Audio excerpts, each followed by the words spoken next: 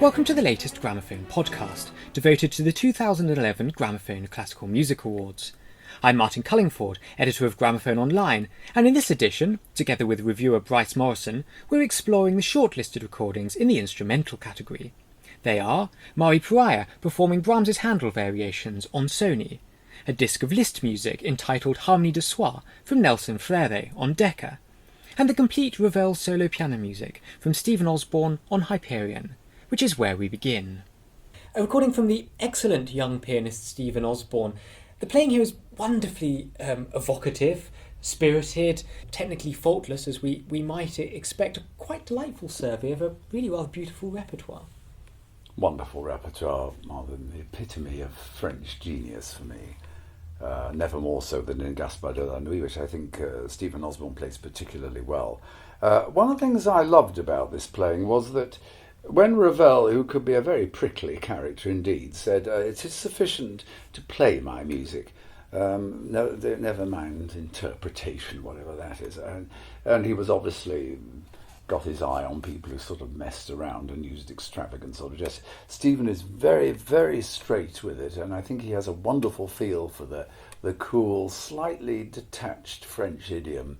The opening of Ondine, for example, Martin, from Stephen Osborne, which has been beautifully described as a shimmer of harmony.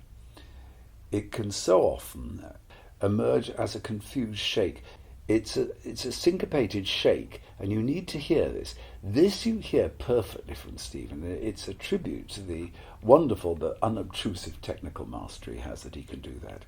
My only reservations about these records are that in some of these smaller pieces, Alemania de Borodin in particular, I found this a little bit laissez-faire. It's a piece of immense charm, that, with a reworking in very French terms of a Russian idiom, obviously. And that is, to me, a little bit, that's taking French cool to a bit of an extreme there. I think I know a recording, for example, by Pascal Rocher of that, which is very much more affectionate than that. But, you know, it's an approach, and it works. And then, again, going to the Valse Noble et Sentimentale, the number 21, for example, but wonderfully vivacious and charming playing. I would say it was one of the most outstanding sets of the complete piano music of Ravel that's come out.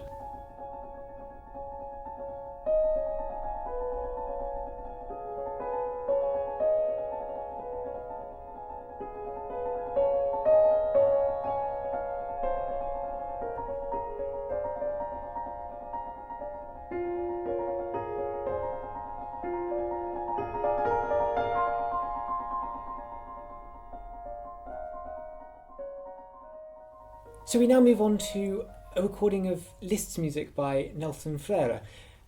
Now, I'm sure after the anniversary year's advocacy of Liszt, there's nobody left who dismisses him as just a composer of theatrical virtuosic showpieces. And this just really proves that there's a real variety on display here in a really rather well put together programme, and some very fine playing indeed. It's a beautifully put together programme. It's a very clever planning to all sorts of facets of Liszt, not the later works, not those very dark-hued reflections of Liszt's pain and depression later in his life. Those aren't there. But it does range very widely from very big virtuoso pieces like the second ballade, which he plays with tremendous mastery. Just generally, Martha, again, it's wonderful that Nelson Freire has been taken up in this way quite late in his life. He's been around for years and has been a cult figure in America for years. I used to go and hear him when I lived there, and of course in Brazil, where he's from, and of course celebrated as a two-piano partner of Martha Argerich, and he, like everyone who plays it all fires up. The playing is now, Martin, here on this record and other records he's made for Decca, has filled out enormously. It's extremely expressive playing. It's much fuller and much richer music than it used to be. If you listen to the D-flat Consolation, which is a popular work of this and a very, very beautiful work, it's beautifully, gently lulling. The sound is gorgeous. He's got the most, I don't remember a glowing cantabile like that from him in the past. It's all there now. The virtuoso mastery for which he was famous It's sort of played down in a way. You think choosing the six consolations, which often says these are consolations written for people who don't have the technique to play the big stuff of Liszt. They're very beautiful and very poetic pieces. I think that's probably a rather crude definition of them. But the second ballade, which is a very big piece, the big tune at the end of that, this sumptuous melody, it blossoms into this great epic sort of melodic line at the end. It's very beautiful playing, it's beautifully recorded, it's expressive, and he plays absolutely to the hilt the expressive beauty of Liszt's writing. And of course the title of the record, and the 11th of the Transcendental Ages, Harmonie du Soir, which is for many people the greatest of the Transcendental Ages. It's hugely demanding, but it is primarily a reflective piece that looks way ahead in its chord progressions towards Messiaen. And that's a wonderful piece, I think, to have on there, rather than one of the more folle or one of the more overt virtuoso pieces. So I think he's made a very special contribution to the Liszt.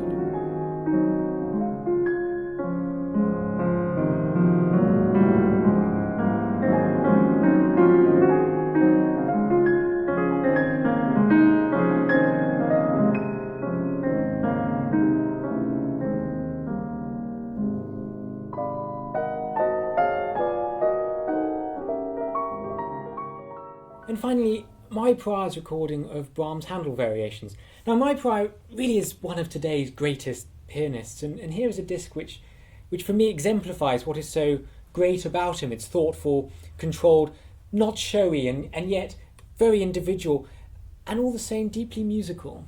Greatest pianist, Martin, greatest artist, greatest musician, an absolute prince of pianists, and I think it's wonderful that after this awful debilitating illness he had, he seems to have recovered for that, though he has written about it and said, well, I'm okay, but I mean, it could come back again. I don't know quite what's going to happen.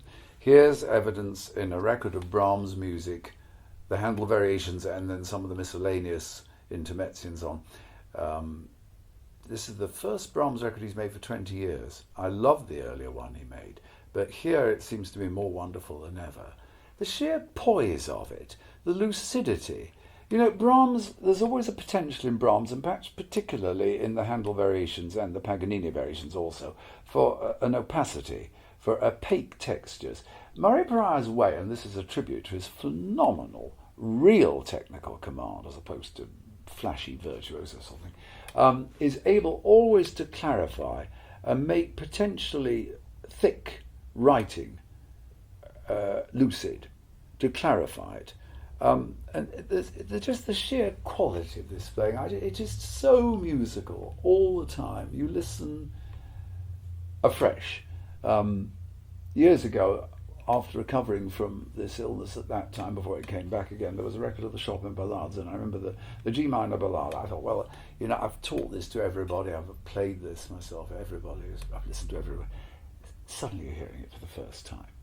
Without doing anything overt, anything, let's see what we can do with this. It isn't like that, it's just pure music. And he really always does seem to be entirely at the service of the score. Totally, and yet at the same time, and that's wonderful, I think, totally Perahia. Yes. I know who it was at once, just because of the very thing you've mentioned. Very few pianists I know are so at the service of the music, so absolutely at the core, the very heart of what he's playing. Whether it's Bach or Chopin, or because he plays a much wider repertoire than many people realise. And every new record by him is something to absolutely treasure, I think. It's deeply serious playing.